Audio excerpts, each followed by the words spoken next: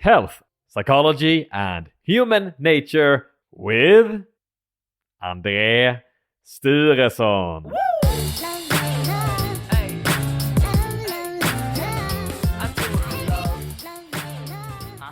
Hello, friends. Do you know what would be one of the best things that could happen in the entire world? That would be if you would follow me on Instagram or Facebook. That would make angels sing, lonely kittens find a new home, and dinosaurs to come back. So please follow me on Health, Psychology, and Human Nature on Instagram or Facebook. Friends, welcome back to another episode of Health, Psychology, and Human Nature with André Sturesson. That's me. A science-focused podcast where we explore, learn, and improve our lives together.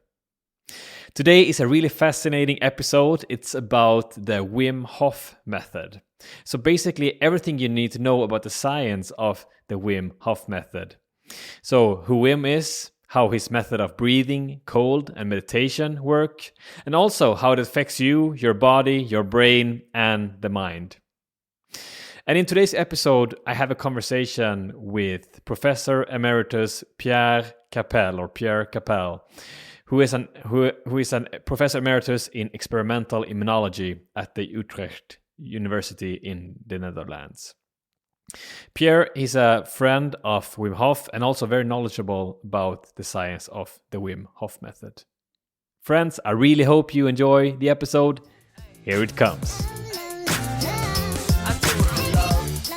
Pierre, or maybe you say Pierre, welcome to the show. Thank you so much, and I'm welcome to your podcast, and we're going to make a show out of it. We definitely will. I'm so happy to have you here. I think when I've been studying and preparing for our conversation, I just found you have so many different interesting interests. So I'm really looking forward to talking with you today. Oh, thank you. You don't have to flatter, just talk. Just being honest. Okay. I will like to start off just by asking you, if you have any hobbies, like what your hobbies is nowadays.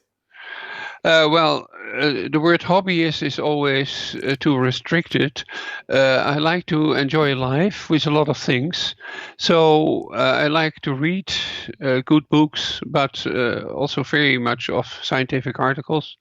Go to nice exhibition, listen to music, enjoy food, and fiddle around with old cars to repair them, walk the dog. And so it's not a hobby, but it is a positive lifestyle. Sounds great. It seems like you have like a lot of time to enjoy life now when you become a professor emeritus. Yes, that's true. So I have my own freedom to make my own schedule, and I use that in a very pleasant way.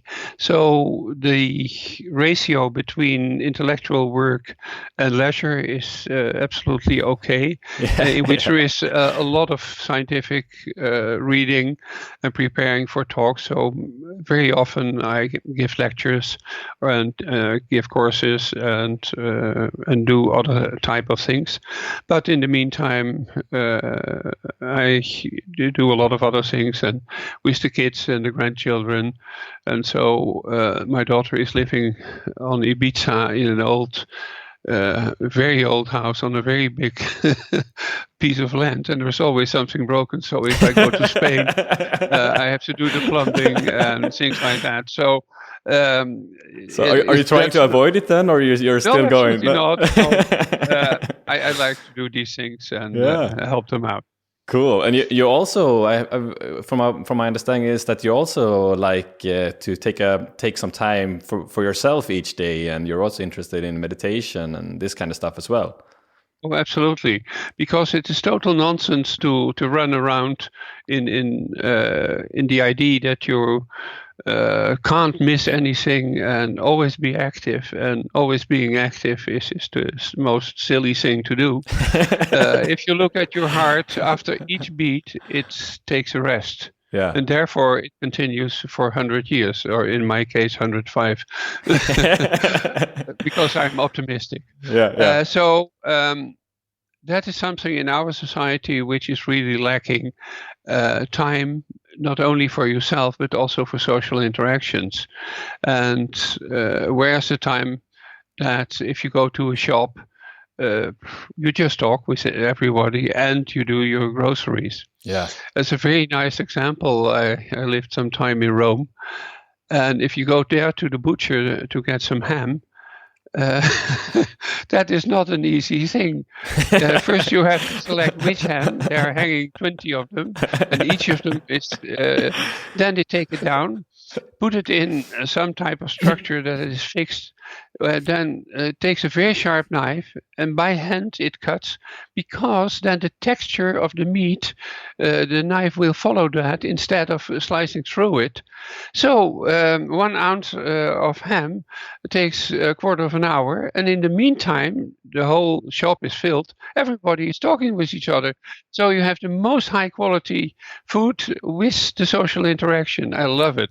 Sounds great. So really taking the time to enjoy the present moment as well. Sure. And I do that with other people, social interactions. And I also actively take some time for myself. Some 20 minutes, just meditate, quiet, do some breathing. And that type of rest is really not only mentally nice, but also physically. And that's a little bit the way I study in the last couple of years, how your mood and your feelings are influencing your physical attitudes, but also at the biochemical and especially at the DNA level. Right. Yeah, because there's really a lot of stuff happening, right? When we are feeling like positive emotions or negative emotions, there's a lot of stuff happen also in our biology with our cells and everything, right? It's incredible. You won't believe it. I can give you a very funny example. There is a easy test for the people who work in the laboratory and work with DNA, that you can see inside a cell which composition of genes is switched on and which genes are switched off. And you have 21,000 genes. So you do in one test which is on and off. Then you can compare the situation, how your DNA is active when you are socially integrated or when you are a loner, which you don't like. So the negative feeling of loneliness. Yeah. There are more than 200 very fundamental bodily functions who are influenced by loneliness, and they don't all have a very positive effect. So a feeling and DNA is directly measurable. That's what I want to say. Very, very interesting. And today we're going to talk about the Wim Hof method. And I know that you know Wim Hof. And so I think if we could start off by, if you could just explain a little bit about who Wim Hof is. Oh, first of all, he is a very interesting and very funny guy. Yeah. Who is really driven by all the aspects in life he is doing with his method, which improves his health and has a lot of positive effects. But he is not doing that to promote himself, but he's really an honest man who wants to talk to other people and instruct them and say, hey guys, this is really something you shouldn't miss. So he's a very positive, very enthusiastic man. And he started off in his life that he liked to swim also in the winter and experience the cold. And in one way or the other, he really loved it, whereas other people were a little bit astonished. Yeah. But he had a proper way to cope with this cold and then experience the positive effect of this little cold stress and the effect on his body, but also on his mind. And from there on, he developed all type of things by doing it and by experience. But he was so fascinated that he just didn't want to be the oddball who's swimming in ice water and do some weird breathing. Yeah. But besides that, he is a very honest and very positive and enthusiastic, funny guy.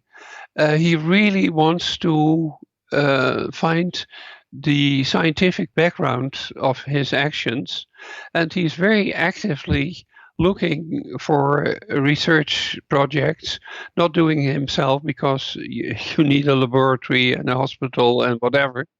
And so he has a lot of cooperations with many very high quality university hospitals, and step by step, year by year, new elements are really proven to be true.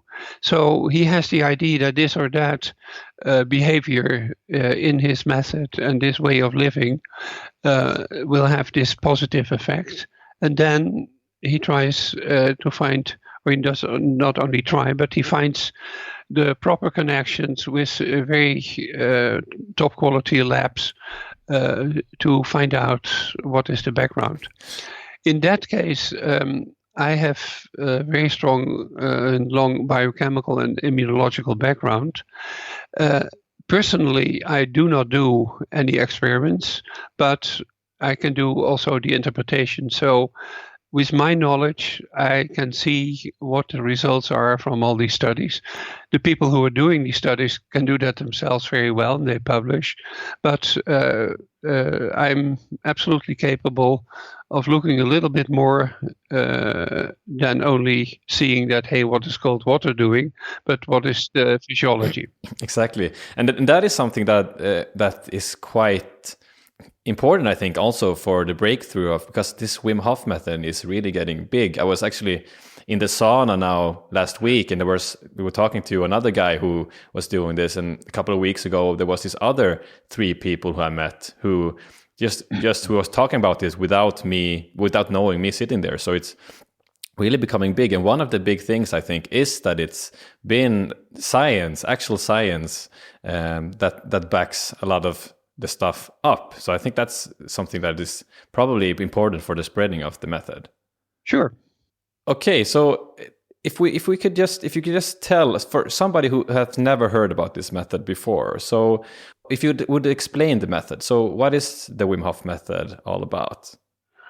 Well, it is the way of daily life in which you include, besides your normal activities, some special attention to health and also food and your mental status. So one of the things which is very important is meditation. And so you in the Wim Hof method, it is really necessary before you go into a cold bath, before you do weird things, to be mentally quiet. Yeah. You do not have to sit in the lotus position or on one leg or whatever, but meditation is nothing more and nothing less than try to be in the current situation, so in the here and the now, in the present, and don't think but only feel. So that is one part which you should do. Then there is a very profound effect of his way of breathing. It is a type of hyperventilation, but a very controlled one. And instead of hyperventilation and getting then a little dizzy and you come into a little problematic situation, this is a very strict, timed, intermittent, strong breathing, and then a long rest, strong breathing, long rest. So you have prepared yourself mentally to be in the present time and not think about tomorrow, yesterday, or all type of troubles. So that is absolutely important. Then you do this strong breathing, and after you did a couple of rounds, then you take a cold bath. That you can do it in an ice bath. So then it is 4 degrees because ice water is 4 degrees centigrade, not 0, but 4. You can take a cold shower or whatever. But the idea is to trigger all type of thermosensors, so your little thermometers in your body. And this cold bath gives you a very short but heavily stressed response by which your whole body goes into another physiological state. But normally, if you go unprepared in ice water, it hurts like hell. You can't breathe at all. You can't think at all. And the only thing is what you want is get out, get out. And which idiot ever thought that I would go in? Who made me do this? Yes. I will never do this again. Yeah, exactly. Yeah. Okay, so the Wim Hof method is to have the positive effect of 3 independent, very strong physiological aspects of your life. Your mental quietness, and that you shut down the stress for that moment, which has an incredible effect on its own.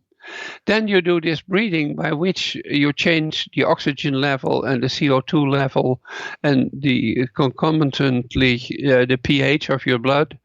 That has a very strong effect on multiple levels. And then you trigger a certain family of thermosensors, it's called. That means that in your body, you always know what the temperature is in yourself, but also on the outside.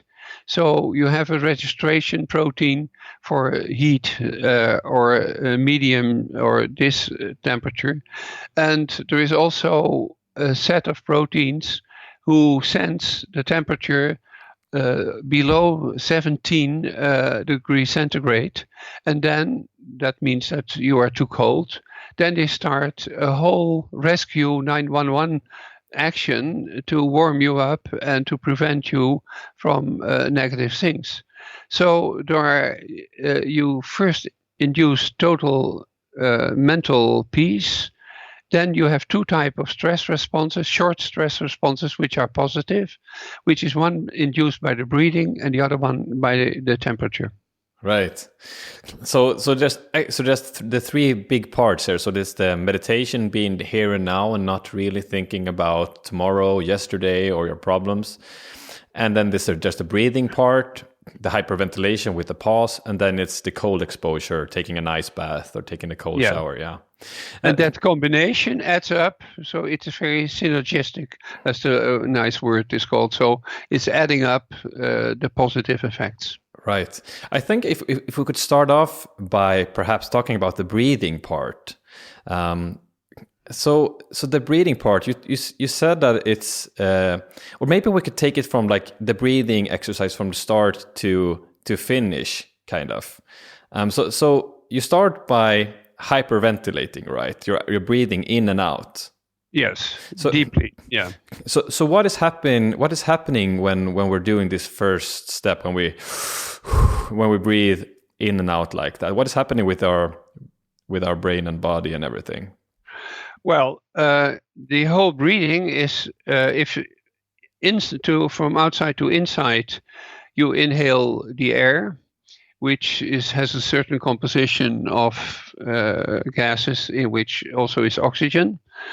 That is used in your body, and if you exhale, you have the waste product from your sugar fermentation, not fermentation, but sugar processing, is CO2, carbon dioxide.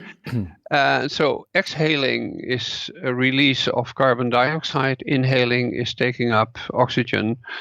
If you do this hyperventilation, you really blow off a lot of carbon dioxide. carbon dioxide in water is acidic. So, and in blood, there is a certain concentration of normal carbon dioxide, but by this breathing, you lower it, by which the pH, which is the measurement of the alkalinity versus acidity, starts to rise. So in normal blood, the pH is around 7.4. That is the measure, which means it is rather neutral. If you do the breathing, then the pH goes up. You get a little bit more alkaline. So you lower your CO2 level. But raising this pH starts a lot of other and totally unrelated biological processes. And one of them is the pain receptor is directly sensitive for pH change. And if you do the breathing, you switch off a lot of your pain sensation. But besides that, it's also that after blowing off and exhaling your carbon dioxide, then the trick is then you stop breathing for at least 1 or 1.5 or sometimes 2 minutes. That means that the oxygen which is saturated by the strong breathing, then you stop breathing, then you consume your oxygen, and so the oxygen level in blood is dropping. But because you have very low CO2 when you start stopping breathing, it takes a long time before you feel the need to breathe again, because it's not the oxygen level who stimulates breathing, it is the carbon dioxide level. But because the carbon dioxide was very low, you can hold your breath for a very long time and feel very okay. But the oxygen level really drops down. Oh, really? That is how it works. Yeah. Okay. And now we go to the Nobel Prize of last year. Okay. That low oxygen, which is lower than normal, because normally you start breathing because you didn't exhale so much CO2. So now you can hold your breath much longer. Then there is this whole system that low oxygen is considered as unpleasant and stress, which is true. But then you get the hypoxia-inducing factor. What is that, the hypoxia-inducing factor? That is a gene which is switched on by the low oxygen level, which has a broad regulation of doing some physiological things. One of them, it makes the growth factor, so it initiates the growth factor for red blood cells. That's called EPO, and that's used also in the cyclist world, so to get extra oxygen.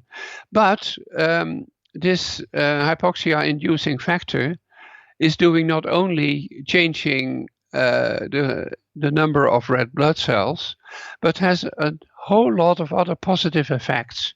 And so if you really want to know, go to the Nobel Prize site of medicine in 2019, and you can read about it and see that this low oxygen gives you a short type of stress, which starts all type of reactions which are very beneficial. So with the Wim Hof method, you switch on genes which you normally don't use so well. You just tickle them and say, hey guys, come on, wake up. And so the breathing is not only changing for a short period, and that's really in minutes, the pH by which you switch off your pain receptors, which is also a nice story, but you also trigger a rescue 911 system if you have low oxygen, but you don't have low oxygen because after 1 minute you start breathing again. But you have switched on the system, which is very strong and very healthy. So that is, then you do that a couple of rounds, And so you have activated a lot of different genes and fundamental physiological processes by the breathing, and you have switched off the pain sensation. Okay, just so I understand this and that the listeners understand. So what's happening is you're hyperventilating, and then you're short period. Yes, exactly, for short period, and then that's important. Yeah, exactly, and then so what's happening then is that you get rid of a lot of carbon dioxide, which is Yes. acidic. So in the pH level that we had in school, so this is something that makes the blood being less acidic and more more alkaline. Yeah, yes. Alkaline, exactly. And then that And the other point is you have maximum saturation of oxygen. You have maximum. What does that mean? Saturate. So Yeah. you have all your red blood cells are loaded with oxygen. Yeah. Okay. So they are loaded with oxygen and low CO2. Low CO2. And then and then what happens is then you stop breathing. Exactly. But just thinking about the blood. So that also the low pH level makes your pain receptors not The high work. pH, a higher pH. Sorry. Yeah. Yeah. That makes the pH goes up. Exactly, and that makes the high pH makes your pain receptors not working, kind of, or not being as active, sensitive. Yes, as sensitive. yes, yeah. Right. Okay, and then what happens is that you use your oxygen. Yeah. So you lower your oxygen because you have loaded all your oxygen on your red blood cells, but now you are using them, but you don't breathe. So oxygen drops. Exactly. Normally, as soon as oxygen drops, carbon dioxide goes up again. But because you started at such a low level carbon dioxide that you can hold your breath for a very long time, right, which you normally can't. Yeah. Because then you get the trigger, I have to breathe. But then you have consumed so much oxygen that you have a very low oxygen concentration, which triggers this rescue system, which is very beneficial. But your oxygen deprivation is so short that you have started the whole thing, but then you start breathing again, and your oxygen is immediately normal again, and then you do it all over. So it doesn't do any harm, but it triggers, tantalizing the system to switch on certain genes which are very beneficial. That is an interesting part that I didn't know, that it's the carbon dioxide that decides how long you need to take before you start breathing again. Yeah. So that really makes sense then. So you have a lot of oxygen in your cells, but you don't. But then you have that's really interesting. Yeah, cool. And then you start all of these different processes that are beneficial. So again, like what like from the breathing, what like would be the beneficial processes or the beneficial effects from just the breathing?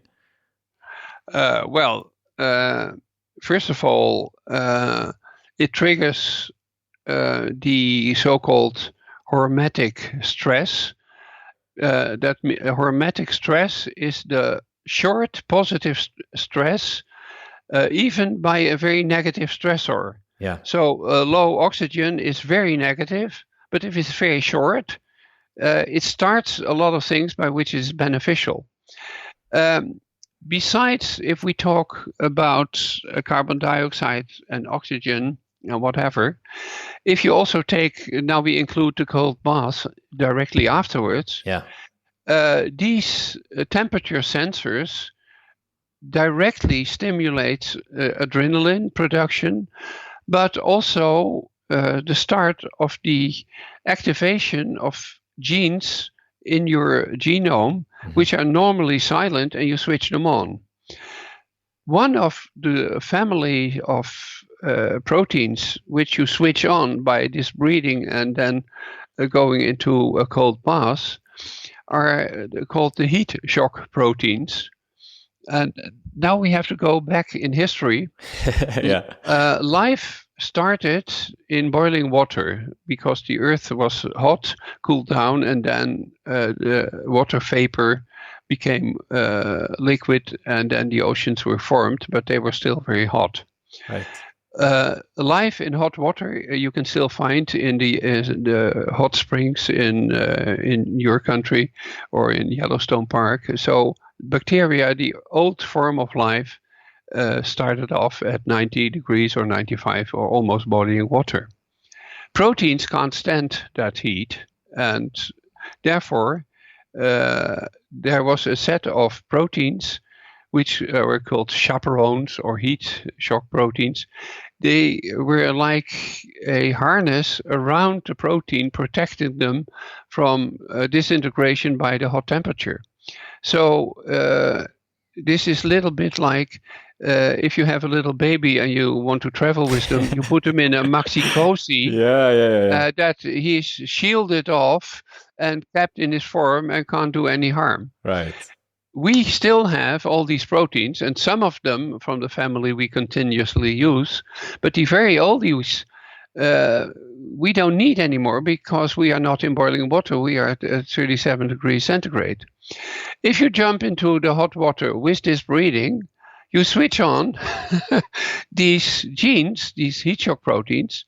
What are they doing in each cell? They are remodeling all the proteins into the proper size. So if you have a little bit of wearing out proteins, because there is always, so you make a protein, then it gets older, and then it gets sloppy, and then you break it down. So this whole rejuvenation process takes place because all your little bit worn out and fluffy proteins, which are still functional but not as good as it should be, are reshaped by these heat shock proteins, and it is really a rejuvenation process. So if you talk about the Wim Hof method, you fiddle around with gene expression, and via this inducing signals of cold, breathing, carbon dioxide, oxygen, and all these variations in it, plus the meditation, you tinkle around with, I guess, hundreds of genes, which you put in a very positive state. So if you say, what is it doing? Well, do you have 1 year to listen to me? I do, actually, if you're easy. Okay. You can come to Sweden. So it is not one thing. It is not only pain reduction. It is not only the induction of erythropoietin by which your red blood cells are being made. It's not only this. It's not only that. It is really a whole array of activities, which turns out to be very positive. Yeah, it's really interesting, and the part about holding the breath, that is also when the body then senses that we do not have a lot of oxygen. Is that what creates the avalanche of adrenaline, or? Yeah, but the adrenaline is more linked to the cold. Okay, yeah. Right. It's nothing is black and white, but the breathing is starting other processes than the extreme cold. Right. One last thing before we get into the cold also. Is there also, I'm not sure exactly where I read about this or where I heard about this, but is it also something happening with your feelings by the breathing when it comes to anxiety and worry and these kinds and like amygdala related activity, or is there something happening there with the breathing as well? Well, if we go into the neurological effects in the brain, it has a lot of effects. One of the studies Wim did in the University of Michigan was that he was put into a wetsuit connected with tubes in which he could be warmed up or cooled down by hot and cold water, and then put into a whole body scan who was scanning a lot of things, not only his metabolism, but also brain activity in certain areas. And there you could see that there is a change in brain activity in the different areas when he's laying there in this measuring device. And so there are a lot of changes which can be induced, and which is not only the amygdala or only the this or only the that, but it is a whole kaleidoscopic composition that in the brainstem, this activity in this area with a very beautiful, almost unpronounceable name, and then that is going down and that's going up. And one of the things which is also going down in activity is in a certain area of the brain where the consciousness of space and time and ego is. So you know who you are and where you are and when you are there, and you know what is tomorrow and yesterday. That's activity of ego perception and time-space perception, that you know where you are. That area of the brain is turned down. Yeah. So you become far more holistic. You are less ego, broader feeling, and you forget, you don't know what tomorrow is anymore. Right. So you really get into a meditative state by changing the activity in that particular brain area.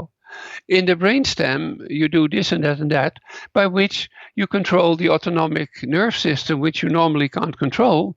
You fiddle around with that. And in the other area, so there is a whole scatter of changes in brain function when you do this method.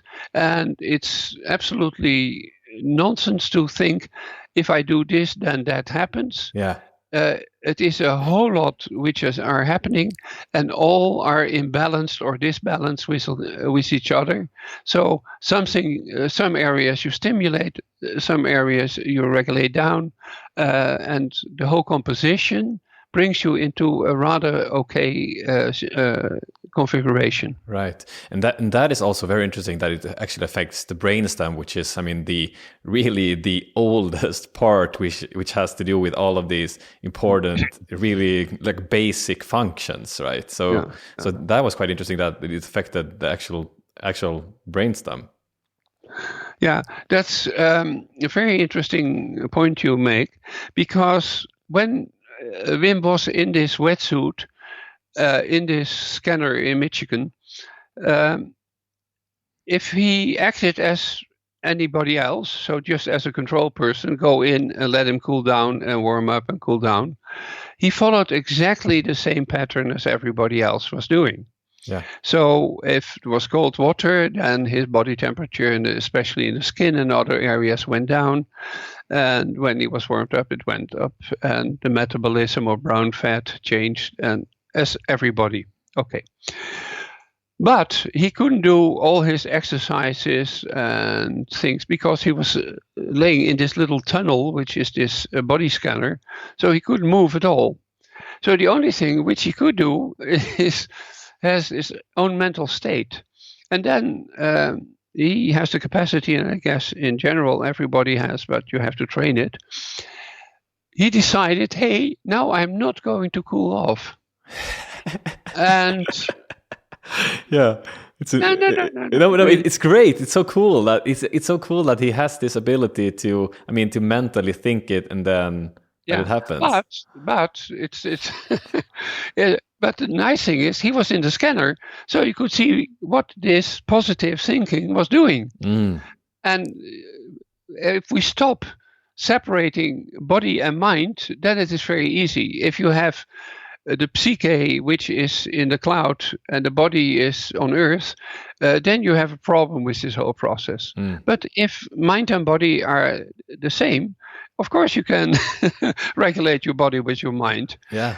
If you are anxious, you produce adrenaline, and if you start vomiting and sweating, and because you have a feeling. Yeah. So there's nothing wrong. Okay, back to Wim. He goes into the scanner and says, okay, now I'm not going to cool down. They then pump in very cold water, so he should cool down. But his temperature went up 1 degree. Yeah. He warmed up. Yeah. Then, because you could see the activity in the brain, he activated the periaqueal duct in the brainstem near the locus cerebrus, and well, blah blah blah. There became an activity which stimulated the autonomic nervous system to generate heat. And one of the things to generate heat if you are cold is shivering. Muscles start to contract and shiver, and producing a lot of calories and warmth. What we must do is that his coastal muscles, which are the muscles between the ribs, he could mentally start shivering them, but they generate a lot of heat.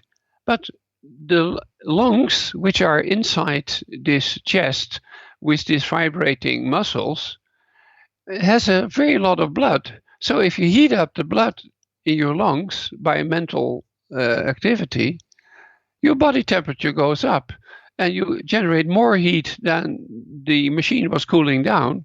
So he increased his body temperature while he was cooling down.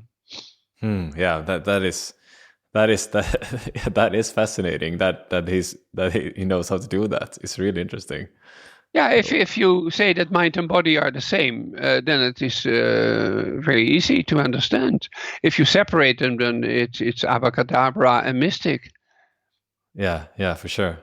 I was thinking also that we would get into the cold water part. We've already been into it a little bit, but if okay, so you start off by doing the breathing exercise and afterward And meditation. And meditation. Sorry, yeah. Could you also explain the cold water part? Oh yes. The temperature sensors in your body for the different temperatures are linked to a very broad range of activities when they are triggered. They are very old proteins, and so the whole system of temperature sensation and regulation is very vital. And so if a crocodile is getting too cold, his temperature sensor says, okay, I'm now below 17 degrees centigrade. He switches off his metabolism, he switches off this, and his immune system is doing this. And having a reptile cooling down is getting him into a type of hibernative situation in which all bodily functions are changed. If he warms up, he switches on this, he switches on that, and becomes active and becomes a real active crocodile.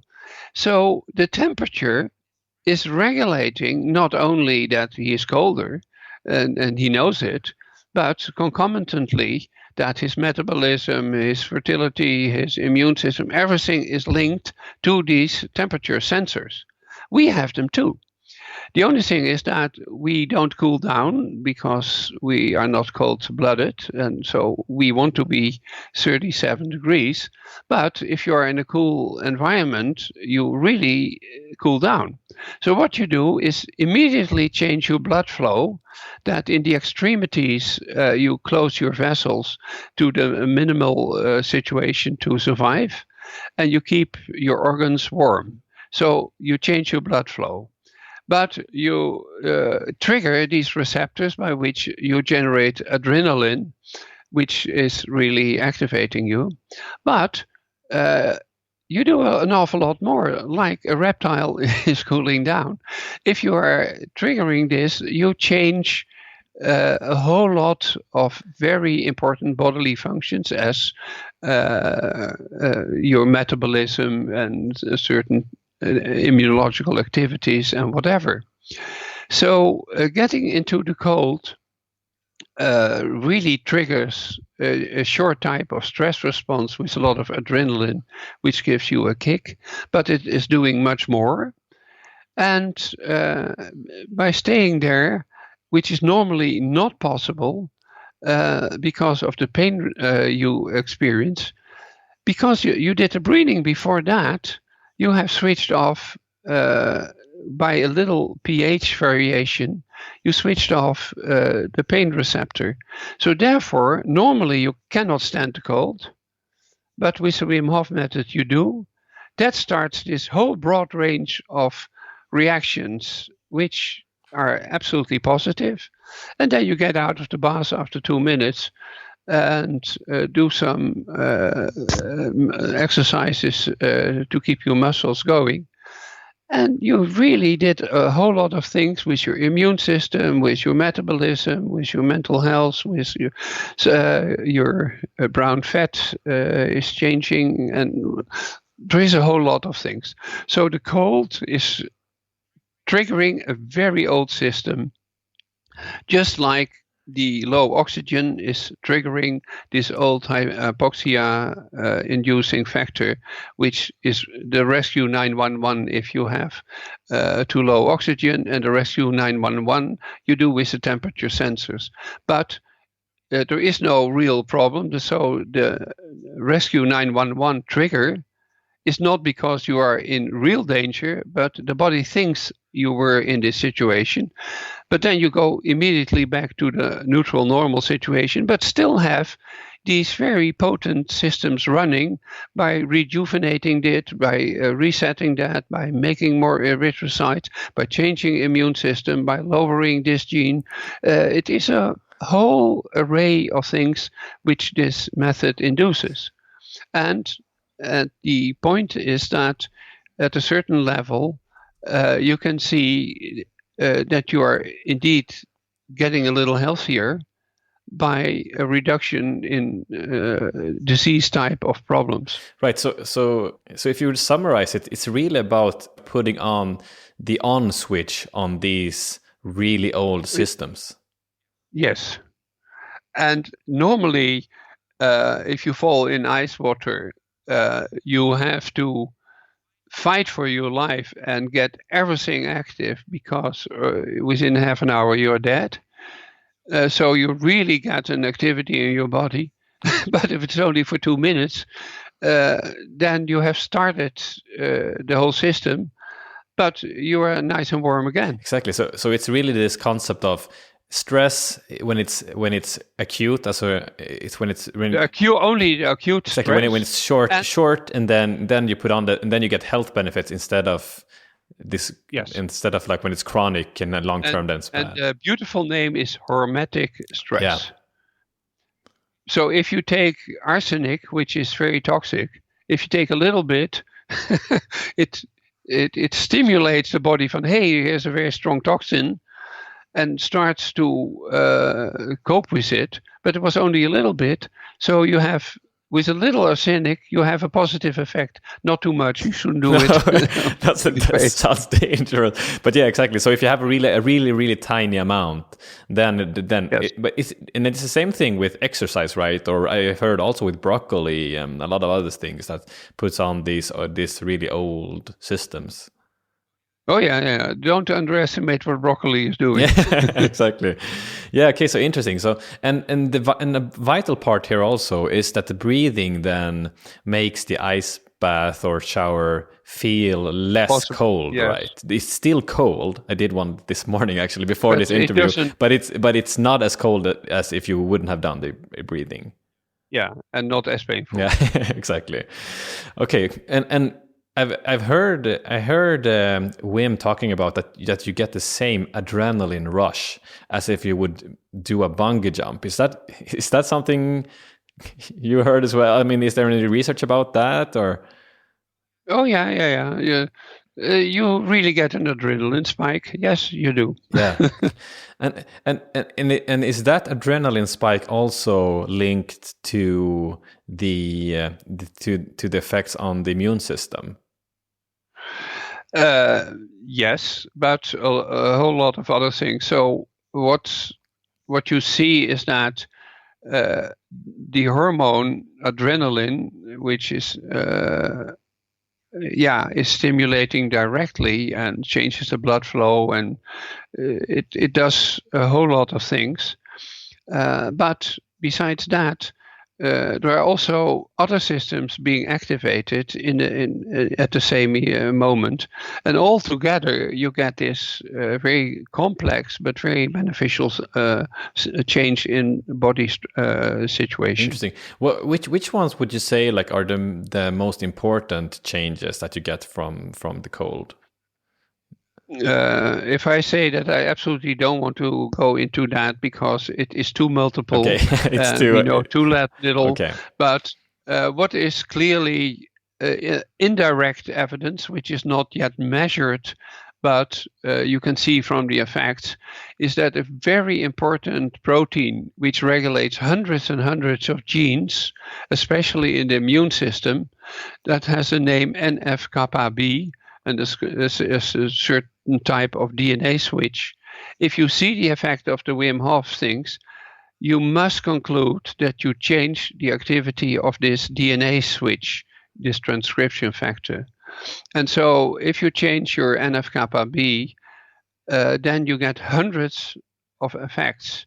And then we only talk about NF-kappa B and not the PCG1A and all the others. So I guess that in total you talk about hundreds to thousands of balances which are changing in the body, and which one is doing more than the other one, and which one is opposing the other one, because you also have that. This one is inhibiting that, and so you cannot oversimplify it and say, if I take the Wim Hof method, you get an adrenaline rush.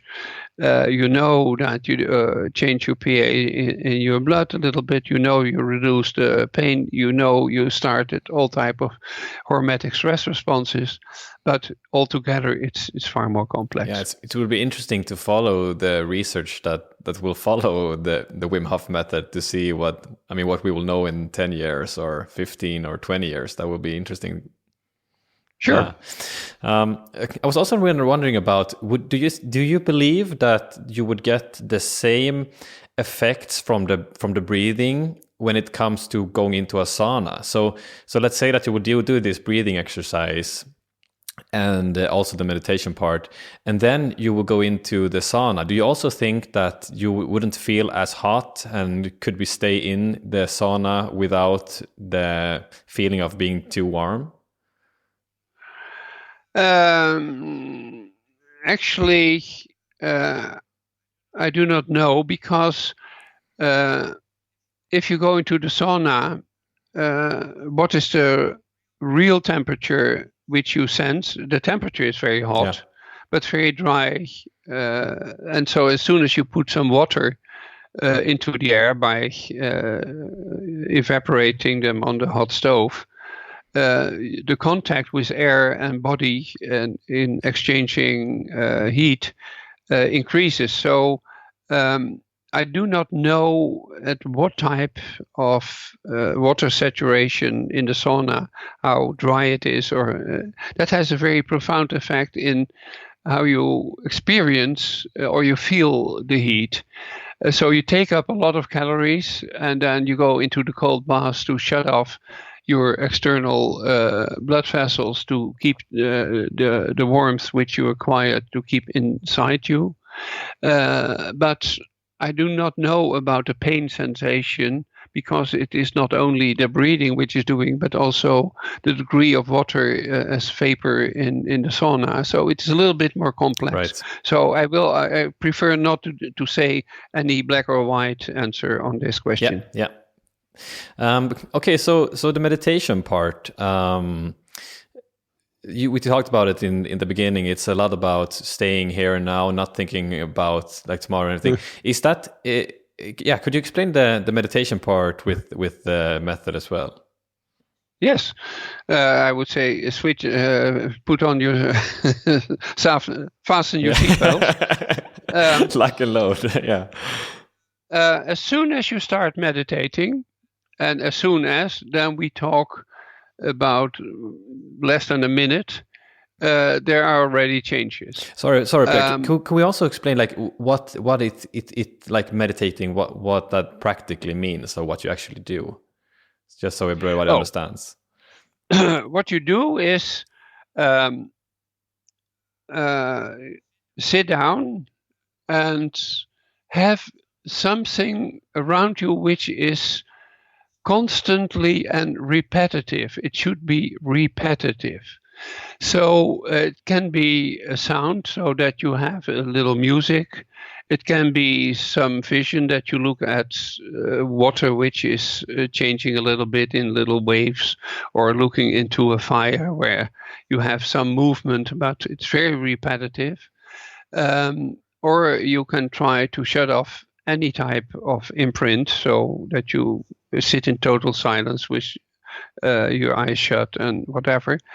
But what you do is that you use your senses, so your eyes, your ears, and whatever, with a very constant, repetitive signal of input. Because all your senses enter the brain into the limbic system, which is where the emotions are, and your mood and whatever, there the signal is conceived and processed, but only a little bit of what you experience is sent to the cortex, where it becomes conscious. So only 5% of everything you experience will be conscious knowledge, so that hey, it's this or that. So there is a connection between the limbic system, which is the feeling, and the cortex, which is, say, the consciousness, and the ratio, the logos. But that area is not so used efficiently. And if you meditate, because it is a repetitive signal, the whole limbic system says, oh, nothing new. So we don't send a memo to the cortex to get conscious. So you lose a little bit the consciousness of what you hear. It's becoming a type of blur, emotionally stable. But because you don't send a message from the limbic system to the cortex, the same way is used from the cortex to the limbic system. If you have disturbing thoughts, then they will change your mood and your whole feeling and behavior, because you are anxious or you are worried or whatever. By meditation, you don't use this cortex-limbic connection so well. You shut it off. And therefore, if you don't actively try to think, your negative thoughts, which are linked to chronic stress or trouble, are not disturbing the basic setting of your emotions in the limbic system. Right. Where if you are very conscious and you are worried, you change neurotransmitters and all type of things in this feeling system, then you get the stress, the chronic stress, and then you get all the disease-evoking events. So meditation is, on the neurological basis, disconnecting to a certain extent the consciousness from the feelings. That is as simple as I can make it. That was very pedagogical. Yeah, sorry, go ahead. But it's very potent. So immediately the blood flow in your brain changes. In the left prefrontal cortex, you get 25% more blood. And in another area where you have your time and space sensation and ego, it goes down for 10%. So you become less ego, you forget about tomorrow. But in the prefrontal cortex, there's the integration of all your decisions and things. And in the left part of your brain is more the positive integration. And that is stimulated like hell by meditation. And immediately at the same moment, the whole electric activity, which you can measure by EEG, is totally changing. So all your zeta waves and beta this and whatever you call them are changing. But also the neurotransmitter content, which are the molecules which transmit the signal from one nerve cell to the other, are changing.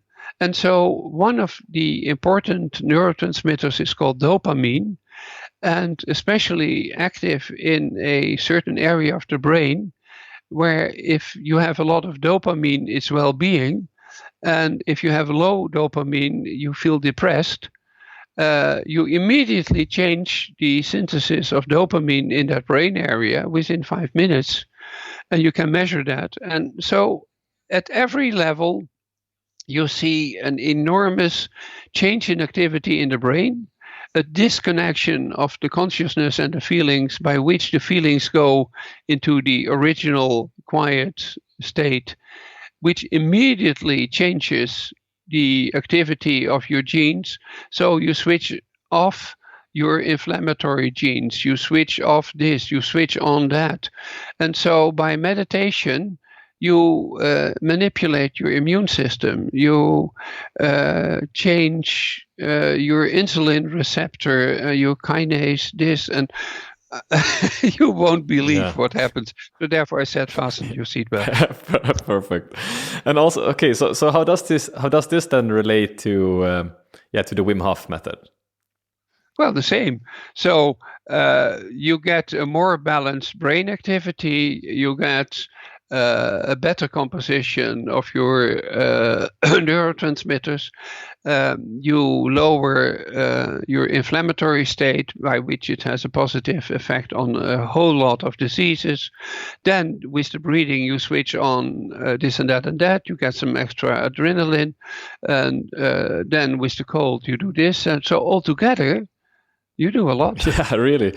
But practically, like, so when you do the breathing, is the meditation part, so do you do the meditation part before the breathing, and do you do it during the breathing? I mean, with your focus on your breath while you're hyperventilating and holding your breath, and also like when you're in the cold, do you also like focus on something in particular then? Well, I'm sorry that I have to laugh, because if you are, well, our consciousness and our thinking is beautiful, but not so fantastic, in the sense that if you do two other things, we are not such a multitasking persons. So if you do the breathing consciousness and really concentrate on your breathing and stop your breathing, you don't think at all. So then you are indirectly already meditating. So meditation is not a single item in the box with, no, it is integrated. So as soon as you stop thinking and being in the future or the past, but be in the present and stop thinking, that's called meditation. And you can do that in many ways. And so one form of meditation can fluently goes into another form. So if you just meditate, sitting and listening to some soft music and do the breathing, and then start breathing in the Wim Hof way, then you don't need a little sound or a little that. The breathing is taking all your attention in such a way that you are absolutely in the present. And if you go into the cold bath, holy, you think about nothing else than the present. So everything is a form of meditation. Right. So it's really so it's kind of that the method really makes you be here and now. Kind of when you're breathing. Then if you go into ice cold water, you don't think about the stock exchange of tomorrow. I can promise you. I wonder. Yeah, exactly. Going in and then just sitting there and thinking of like planning for your next dinner or something. Yeah. Yeah. In the cold water, if you can do that, well, then you can. Then you are the next subject for research. Next after Wim. Yeah. Perfect. I think you have. Yeah. Okay. It's been really, really interesting talking to you, Pierre. Is there anything else that you would like to mention before we head off? Or well, yeah, there is one thing. If you do something which is very complex and people don't understand, because I try to explain what I know, but I know only a little, so I cannot explain and I cannot totally understand what this Wim Hof method is doing. Yeah. I just observe and can interpret a couple of things, and I think, hey, this is highly interesting. If people don't understand something, that is not in our nature to accept. So then we always want to know it 100% sure. And then the lack of knowledge is complemented with belief. So there are people who believe in the Wim Hof method so that they understand a little bit and the rest is belief. And there are people who have disbelief, so they see a little bit and then they diminish that and want to go that it doesn't work. So you have believers and non-believers in any system, which is not totally clear. And this is so complex. So the believers always exaggerate and the disbelievers also exaggerate, but the other way around. Yeah. So if they say it works for cancer, for this, for that, for boo and ba, and it solves all problems, that is total nonsense. It has a very strong effect on a lot of things, but doesn't mean that it has on everything the same strong effect. And so if you talk about curing diseases, yeah, you can influence a lot of diseases, but you can't do anything. And if you are end-stage cancer, forget about it. With a little breathing and meditation, you immediately will survive. There can be a change in the process, but not a total cure. And so what I want to say to finalize, that the Wim Hof method is very potent. We understand quite a lot of it. It makes you humble, that and it has an effect, but never exaggerate, neither to the positive, neither to the negative part. I think that is a very, very important point. And I only have one last thing also, which I think also is important. Like, is there any dangers? Is there something, I mean, is there anything that we should watch out for when it comes to this method? Yes, absolutely. If you do the breathing wrongly and in the water, you drown. Yeah. Because then you get a little dizzy, and so never do the breathing in the water. Another thing is there are diseases in which you trigger an inflammatory response in the cold. That's called Raynaud disease. Then you have certain proteins in your blood which are temperature sensitive. If they cool down, they form a complex and start an inflammatory response. And then you get very painful inflammation of your fingers and whatever. If you have this condition, never do the Wim Hof method, because you, instead of fiddling around in a positive way with inflammation, you induce inflammation by these temperature sensitive proteins, which when they cool down, they start an inflammatory response. So if you have this Raynaud disease, never go into the cold. Sorry, go ahead. Yes, don't do it in the wrong place. If you get a little dizzy, take care that it doesn't harm you. So don't do the breathing in the water. And if you have a certain condition that you strongly react to cold with an inflammatory response, don't do the Wim Hof method. Right. And is there like any danger of, be in the water for too much time? And is there any danger also when it comes to the breathing part as well? Sure. If Wim could stay in the water almost 2 hours in ice water, which is incredible, but that is because he can generate heat, and perhaps everyone can do that. But everything in the extreme is dangerous. So if you stay for 2 days in the cold water, you're dead. If you hold your breath for 10 minutes, you're dead. Yeah, of course. So what you do is you go a little bit into an extreme stress situation to tickle the system. But if you go over the hill, then it's harmful. Exactly. Yeah. But the breathing is rather strictly described. So 40 times of this, not more. In principle, 2 minutes in the cold bath or a little more, but not too long. So there are, of course, restrictions. Yeah, I think that is also very important.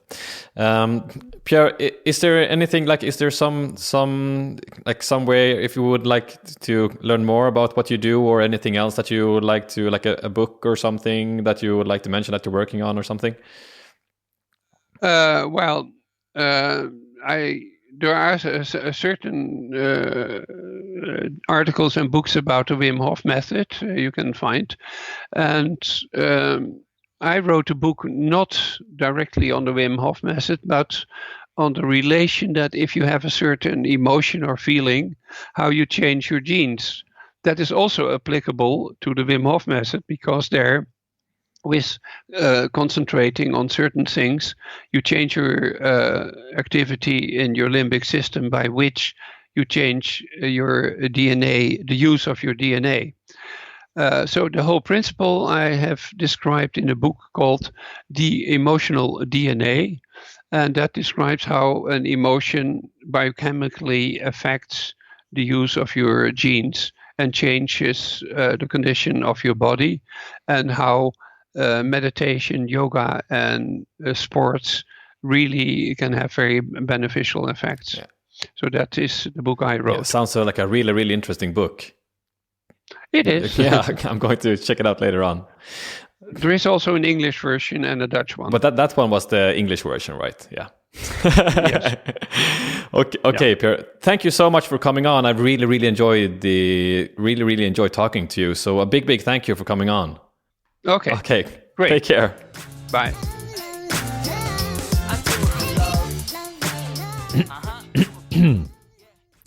A rating and a review is a great thing, but if you will start to subscribe, you will make my heart sing.